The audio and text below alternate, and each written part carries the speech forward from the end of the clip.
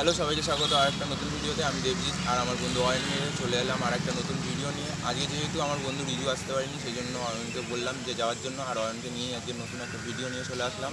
আজকে এই মুহূর্তে আমি দাঁড়িয়ে আছি কল্যাণী আইটিআই মাঠে, অর্থাৎ যে আইটিআই গ্রাউন্ড রয়েছে সেই গ্রাউন্ডে এই বছরের যে দুর্গাপুজো রয়েছে, সেই দুর্গাপুজোর যে থিমটা রয়েছে সেই থিমটাই তোমাদের আজকে শেয়ার করার চেষ্টা করব।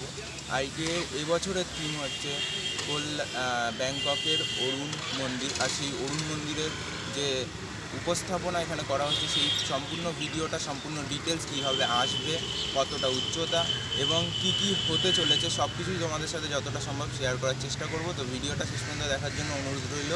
আর যেহেতু অনেক দিন ধরে ভিডিও আপলোড করতে পারছিলাম না, তাই জন্য সবার থেকে ক্ষমা চেয়ে নিচ্ছি। নেক্সট ভিডিও খুব তাড়াতাড়ি আসবে। আর আমার সামনে দেখতেই পাচ্ছ কল্যাণী আইটিআই ময়দানের যে প্যান্ডেল, সেই প্যান্ডেলটি। আর আমার সামনে তোমরা দেখতেই পাচ্ছ টিনের ব্যারিকেড দেওয়া রয়েছে, সেই ব্যারিকেডের ভিতরে এখন যাব।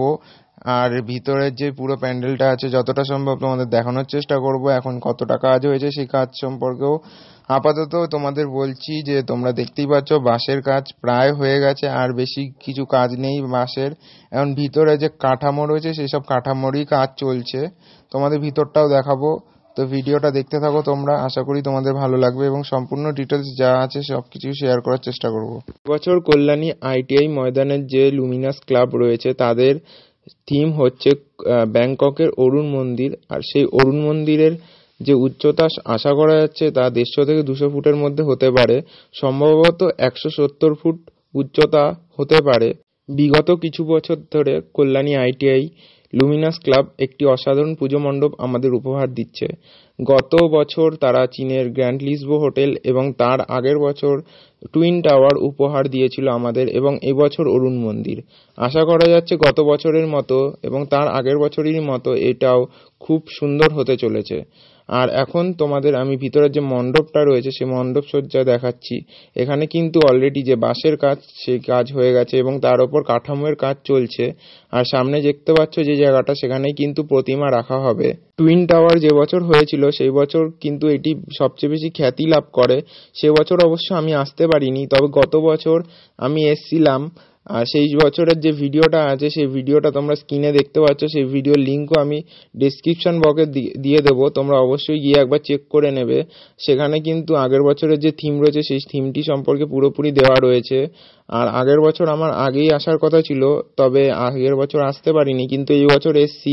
আর এই বছর চেষ্টা করবো, তোমরা যদি ভালো সাপোর্ট করো এই ভিডিওটায়, তাহলে নেক্সট টাইম আমি আর একবার এই কল্যাণী আইটিআই এর ভিডিও আনবো, তোমাদের সাথে আপডেট আনবো যে কি রকম অবস্থা, এখন কি রকম কতটা কাজ হয়েছে সেই সম্পর্কে। আর এখানে যে মণ্ডপটি রয়েছে সেখান থেকে বেরোনোর কিন্তু দুটি রাস্তা থাকবে, তার মধ্যে একটি হচ্ছে অপোজিট দিকে রয়েছে এবং আরেকটি হচ্ছে এই যে তোমরা দেখতেই পাচ্ছ, এখান থেকে বেরিয়ে এদিক থেকে তোমরা বেরোবে।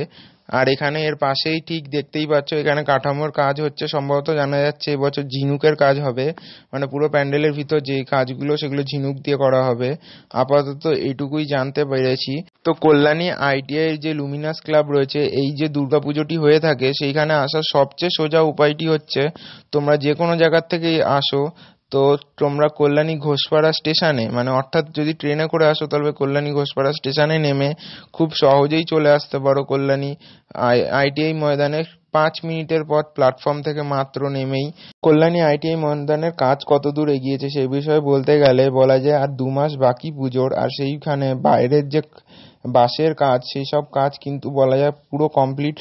আর ভিতরের যে কাঠামোর কাজ সেই সব কাজ শুরু হয়ে গেছে, বলা যায় খুব তাড়াতাড়ি যে কল্যাণী আইটিআই ময়দানের কাজ চলছে। আর প্যান্ডেলের কাজ কিরকম হচ্ছে সেটা তোমরা তো ভিডিওতেই দেখতেই পাচ্ছ।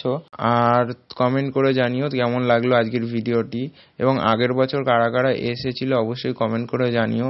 বিগত 2 বছর কল্যাণী আইটিআই এর অসাধারণ প্যান্ডেল, আর এবছরের প্যান্ডেল আশা করি আরও অসাধারণ হতে চলেছে।